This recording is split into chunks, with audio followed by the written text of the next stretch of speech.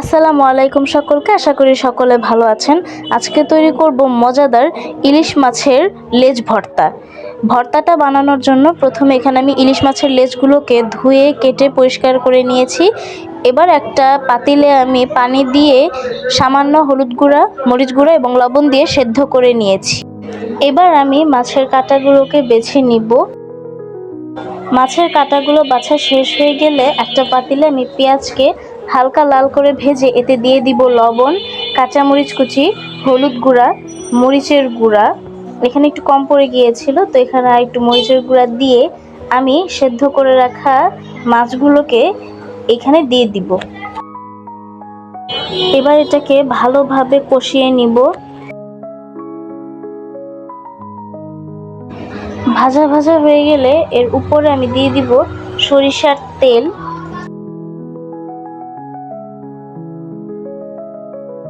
এবং সবশেষে দিয়ে দিব ধনেপাতা কুচি। তৈরি হয়ে গেল আমাদের মজাদার ইলিশ মাছের লেজ ভর্তা। আশা করি আজকের ভিডিওটি আপনাদের ভালো লেগেছে। ভালো লেগে থাকলে অবশ্যই লাইক, শেয়ার, কমেন্ট এবং সাবস্ক্রাইব করতে ভুলবেন না। আজ এই পর্যন্তই। আল্লাহ হাফেজ।